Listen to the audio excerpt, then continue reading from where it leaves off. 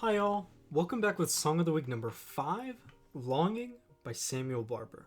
So this week is going to be kind of weird for a couple reasons. One, I couldn't find an actual recording of the song.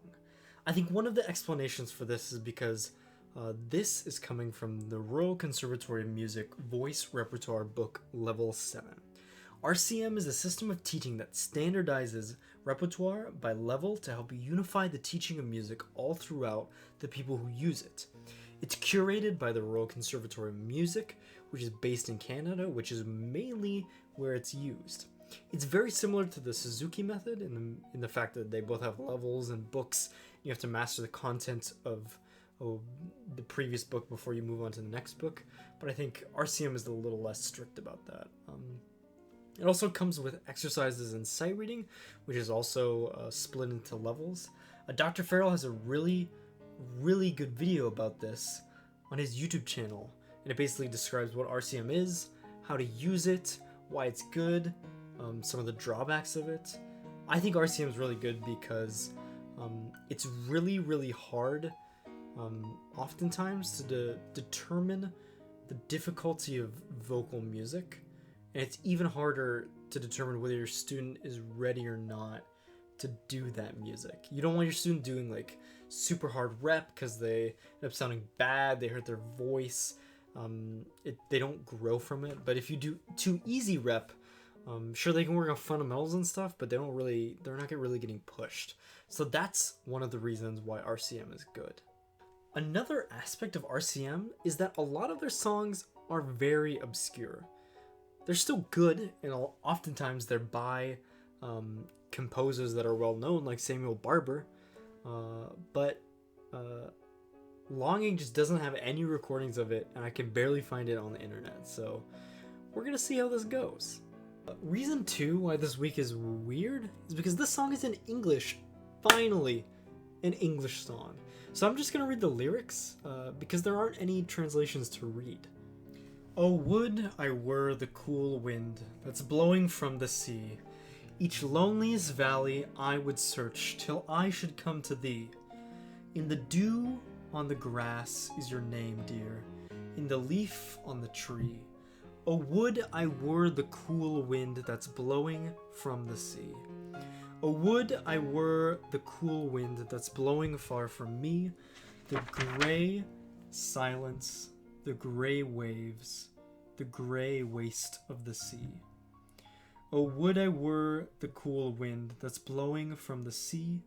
Each loneliest valley I would search till I should come to thee. Samuel Barber was born in 1910 in America. He was a child prodigy for composition, piano, and voice. He's probably most famous for his Adagio for strings, but he has a lot of other art songs and choral pieces that are really cool as well. I was originally going to sing this week the song Nocturne by him, OP13. It's super good and super beautiful. You should check it out. I'm going to link the music to it in the description. Also, the music for this video most likely is going to be the instrumental version of Nocturne. So if that's interesting to you, you should check it out for sure. One of the weird things about this book is that the music markings, pretty much all of them are in English. The tempo marking is allegro con grazioso, which means fast with grace. But then we have a very softly, much slower, and tempo 1. In Italian, this would be pianissimo, molto ritardando, and a tempo.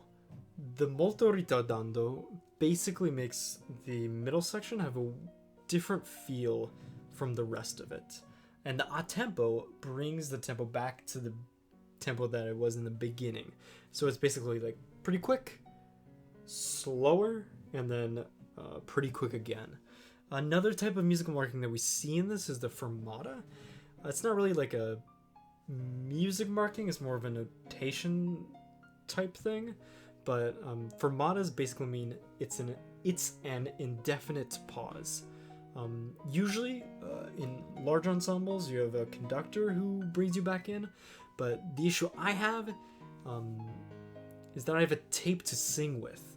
So one of the difficulties is going to be coordinating the pauses in the tape with my own singing. Because they don't really give cues, I just have to listen to it a bunch and internalize those pauses and then try to sing with them. I think the only things I'm worried about for the phrases and the phrase markings is one, there's a pretty drastic shift in tempo between the two feels. So making sure that I take in enough breath and that I'm supporting enough for the slower tempo is going to be really important. And also, like I said previously, the fermatas are going to be something that's going to be tripping me up. So making sure I'm planning my phrases around those is going to be important. Next is count singing. I don't think we've looked at anything in 6/8 thus far, so it's going to be interesting. It means that each measure has 2 pulses, and each pulse is made out of 3 beats.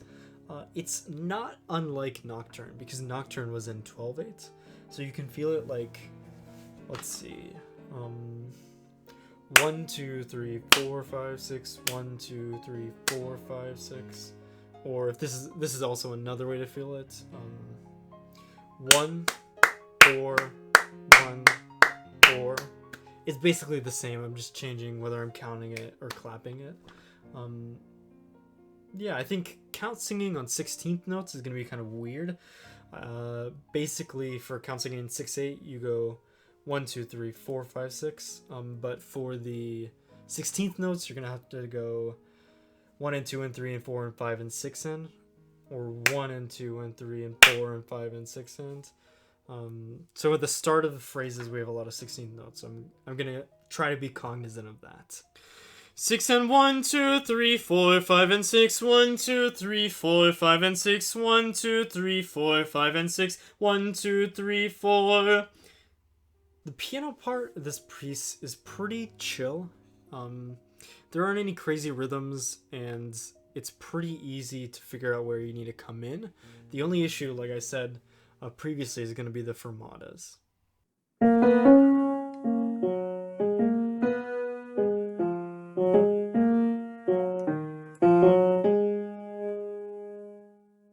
I really like what I did last week with the singing the vowel of the word, so I think I'm going to keep that. Longing doesn't have any jumps over a fifth, so maintaining the vowel shape shouldn't be super hard, but it's always a good thing to think about.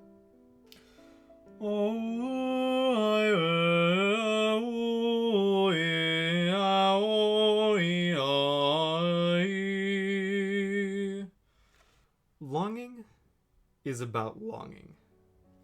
Each loneliest valley I would search till I should come to thee. This kind of reminds me of another song called Sea Fever that I'll link in the description as well. It's so gorgeous, it's beautiful, but it's also about longing. I sung it for a concert a couple of years ago, and someone came up to me after the performance and asked me, "Why did you look so angry?" He told me his interpretation of the song and asked why I looked so angry if the words were so happy. First of all, don't do this to people. It's cringe. Don't come up to people you don't know and grill them on their interpretation of this music. It's kind of weird. Second of all, I didn't understand what he was talking about. Because for me, the lyrics aren't happy. The lyrics are, I must go down to the seas again, to the lonely sea in the sky, and all I ask is a tall ship and a star to steer her by, and the wheels kick and the wind song and the white sails shaking on the gray mist on a sea's face and the gray dawn's breaking. I must go down to the seas again, to the call of the running tide, is a wild call and a clear call that may not be denied, and all I ask is a windy day with the white clouds flying, and the flung spray and the blown spume, and the seagulls crying. I must go down to the seas again, to the vagrant gypsy life, to the gull's way and the whale's way, where the wind's like a whetted knife, and all I ask is a merry yarn from a laughing fellow rover, and a quiet sleep, and a sweet dream, till the long trick's over. So for me, I guess the aspect of that song that I focused on was, you're never gonna get any of those ever again, though. Like, they're gone. They're in the past. No more merry yarns. No more tall ships. No more flung spray and blown spume. But I guess I was kind of missing the point. And that's what I didn't really get. Is, of course, the idea of longing is sad in a way, but it's also happy. It's the memories and the experiences that once filled you with joy, and recognizing that just because those will never come again doesn't mean that you have to only be sad about it. So, I don't know. Longing is a complicated emotion, and I think portraying it in music for me is hard. But to be fair, I always look angry and / sad when I sing. So just portraying the negative aspects of longing are way easier. Next, we have Speak Singing. Oh, would I were the cool wind that's blowing from the sea. Finally, we have melody and text plus memorization. Here is Longing.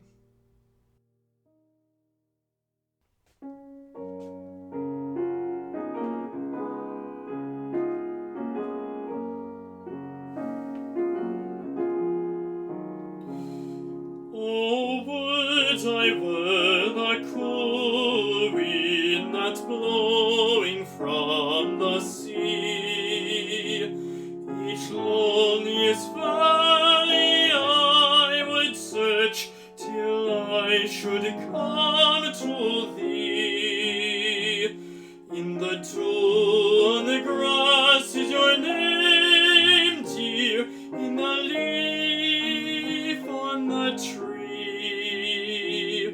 Oh, would I were the cool wind that's blowing from the sea. Oh, would I were the cool wind that's blowing far from me. The grey silence, the grey waves, the grey waste of the sea. Oh, would I were the cool wind that's blowing from the sea. Each loneliest valley I would search till I should come to thee.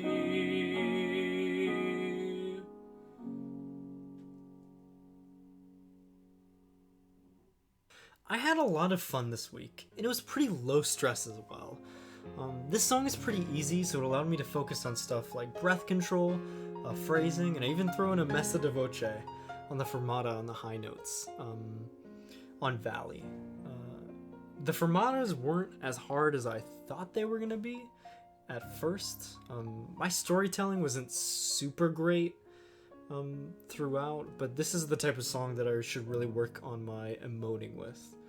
One last thing, Dr. Farrell is starting a podcast, and the first episode is out.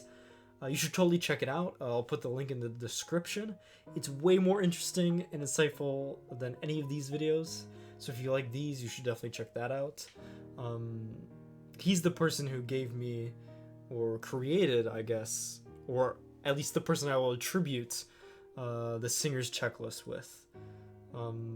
So the Singer's Checklist is the framework I use for all these videos. So you should check out his channel, you should check out the video. And once again, thank you for watching, and I hope you tune in next week.